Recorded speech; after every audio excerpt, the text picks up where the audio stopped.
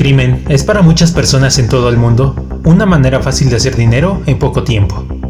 Y quizá la forma más habitual de hacerlo sea por medio del robo. Este delito va desde lo más simple como el robo por medio de sustracción de bienes o de asaltos, hasta verdaderas hazañas criminales al estilo Hollywood, como robos millonarios a bancos o a los museos más vigilados. En México la cosa no es muy distinta, pues en la historia reciente del país, un cúmulo de personas lograron lo imposible, robos cuyos botines serían capaces de resolver la vida de cualquier persona. Hoy nos embarcaremos en un viaje a través del mundo del crimen, para descubrir a 5 robos, que ya sea por fallas de seguridad, poderío criminal o el llamado ingenio mexicano, pasaron a la historia como los robos más grandes en la historia reciente de México.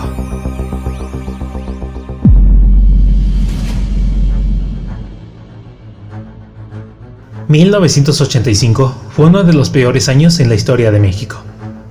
Pues además de que en él ocurrió un sismo que devastó a la Ciudad de México, en la Navidad de ese año se suscitó el mayor robo arqueológico en la historia del país.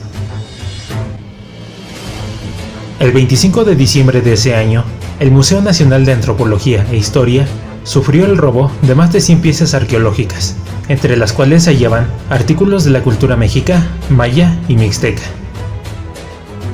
Los culpables, 2 estudiantes de veterinaria, Carlos Perches Treviño y Ramón Sardina García, ambos con al menos 20 años de edad en aquel entonces. Los dos planearon minuciosamente su plan durante meses, pues visitaron el museo en al menos 50 ocasiones antes de cometer el robo. Ya en la madrugada del 25 de diciembre, aprovechando que los guardias del museo celebraban, los estudiantes saltaron la barda perimetral y se internaron dentro del recinto a través de los ductos de aire. Ya en las salas de exhibición, demoraron hasta 3 horas para completar su robo, sin que absolutamente nadie se percatara de ello.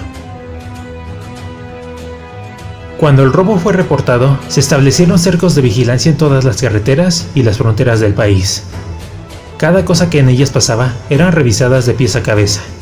También se envió una alerta internacional, y las autoridades sospechaban que el crimen fue hecho por redes de traficantes de objetos.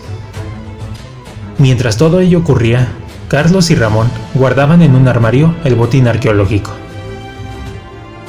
A pesar de la gravedad del robo, el suceso fue casi olvidado de inmediato por la cercanía del Mundial de Fútbol de 1986, por lo que los estudiantes habrían sido unos verdaderos maestros del crimen de no ser por el error que los condenó: ofrecerle las piezas a un narcotraficante en prisión, mismo que los delató para disminuir su condena.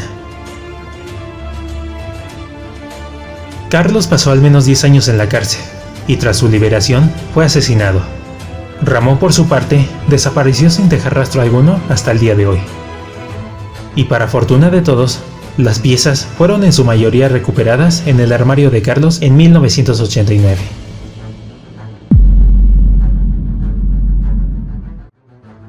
Como si de una caricatura se tratara, en abril del 2005, en la ciudad de Guadalajara, ocurrió el robo de más de 7 millones de pesos, en dinero y joyas, de una bóveda en una sucursal del Banco Banorte.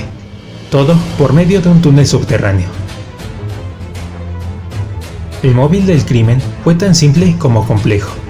Un túnel de más de 40 metros de largo partía de una bolera abandonada, y aprovechando el ruido y movimiento de la construcción de un puente vial, durante 3 semanas los criminales lograron cavar un túnel de 80 centímetros de alto y altura, el cual también contaba con ventilación, y terminaba justo bajo la bóveda de la sucursal bancaria. En total, fueron abiertas más de 120 cajas de seguridad, de las cuales se extrajeron más de 7 millones de pesos, divididos en joyas, dinero nacional y extranjero, e inclusive centenarios de oro y plata.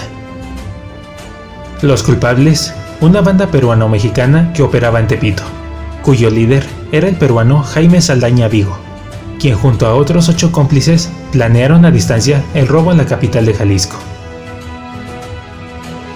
A pesar de que Saldaña junto a otros cómplices fueron capturados y parte del botín incautado, muy pocas personas recuperaron su dinero, pues las autoridades le solicitaban requisitos tan ridículos como el número de serie de los billetes, esto para devolverles el dinero.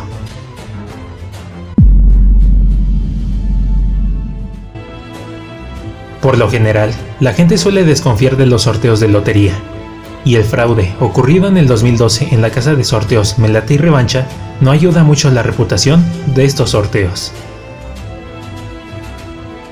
El 22 de enero de 2012 se transmitía por televisión uno de los ya conocidos sorteos de lotería, concurso en el que se repartieron más de 160 millones de pesos en premios.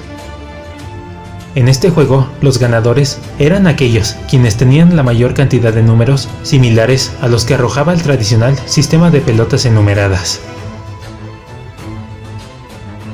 Sin embargo, algo que pocos sabían es que los boletos con las combinaciones que acertaban al número ganador estaban en manos de una banda conformada por 4 funcionarios de la empresa Pronósticos para la Asistencia Pública y personas cercanas a los mismos. Pero, ¿cómo fue posible esto? Muy fácil. Días antes, en secreto, los funcionarios habían grabado un sorteo falso. Grabación que fue cortada con los números seleccionados para que la banda pudiera hacerse con boletos y marcarlos con aquella combinación. El día del sorteo, cuando se realiza en televisión en vivo, los estafadores colocaron la grabación falsa en pantalla, con la combinación que ellos habían manipulado. Y a pesar de que estos sorteos son supervisados por interventores de gobierno, como los mismos están a cierta distancia de la máquina de pelotas, nadie pudo notar que los números del sorteo en vivo no coincidían con los que se habían mostrado en pantalla. Pero nada es perfecto, y nuevamente errores cometidos por los criminales le pusieron fin a su riqueza. Días más tarde del sorteo, familiares de los funcionarios de Pronósticos iban a reclamar el premio, tanto en la Ciudad de México, así como en Zacatecas. Y como si ello no fuera suficiente, tras el fraude, todos los implicados dejaron de ir a trabajar. Como consecuencia, las autoridades congelaron las cuentas de todos los sospechosos, y al menos 12 personas fueron detenidas. Y a pesar de que muchas de ellas salieron libres, pues el delito que cometieron no se considera grave, tampoco pudieron disfrutar del botín, pues casi en su totalidad el dinero robado fue recuperado. Y desde entonces, tanto la empresa Pronósticos, así como otros sistemas de lotería, mejoraron sus niveles de seguridad.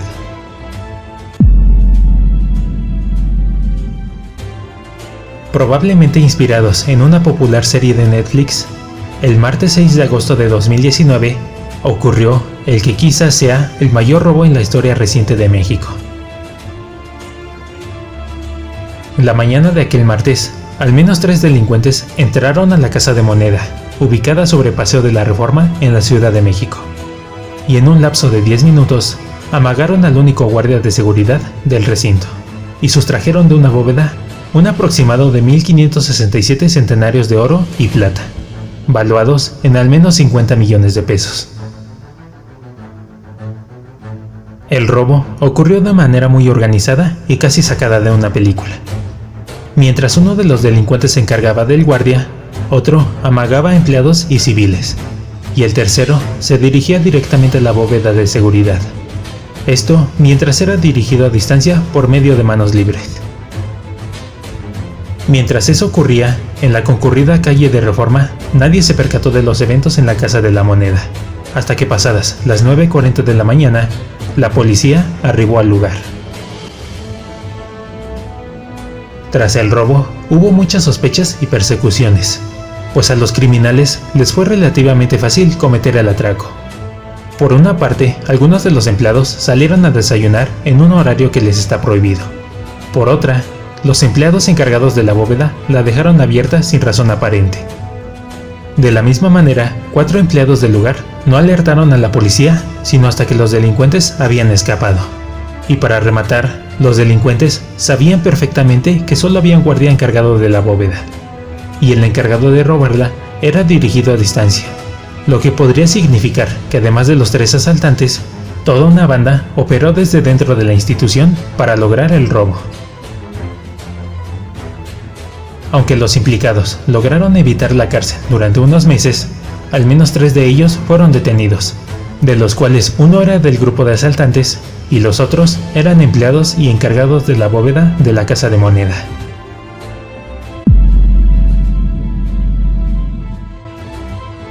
En el 2015 ocurrió uno de los robos más impresionantes en la historia de México, La tarde del viernes 23 de enero de aquel año, al menos un grupo de 20 hombres irrumpieron en el conocido Centro Comercial Santa Fe, ubicado en la delegación Coajimalpa de la Ciudad de México. En el lugar, por medio de violencia y mazos, se concretó el atraco por más de $1.200.000 en joyas y accesorios pertenecientes a la joyería Saks. Este atraco se destacó por el nivel de planeación y organización que tuvo, pues en menos de 4 minutos los criminales irrumpieron en el centro comercial y sin necesidad de matar a empleados o guardias de seguridad, cometieron el robo. Primero llegando a bordo de varias camionetas y después abandonando las mismas y escapando en otros vehículos, para finalmente tomar la autopista con dirección a Toluca en el Estado de México. Y después de ello se les perdió todo posible rastro.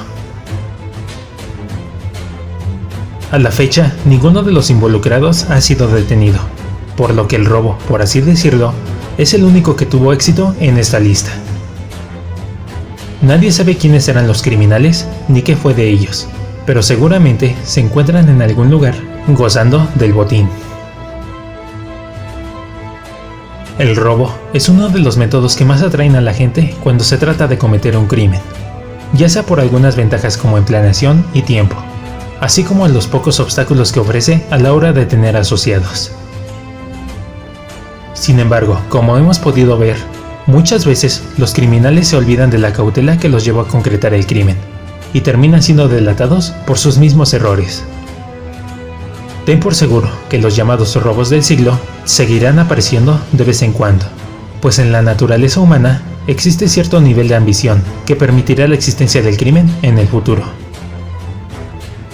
Aunque algo que también es cierto es que siempre será mejor no ser cómplices de actos que, aunque no lo parezca, realmente nos afectan a todos. Si el video te gustó, pulsa el pulgar arriba y compártelo con un amigo. Suscríbete y activa la campana para recibir notificaciones en cada nuevo video. Sígueme en mis redes sociales para más contenido. Y recuerda que más vale poco y bien allegado que mucho y robado. Esto ha sido Raiden John para todos ustedes. Hasta pronto.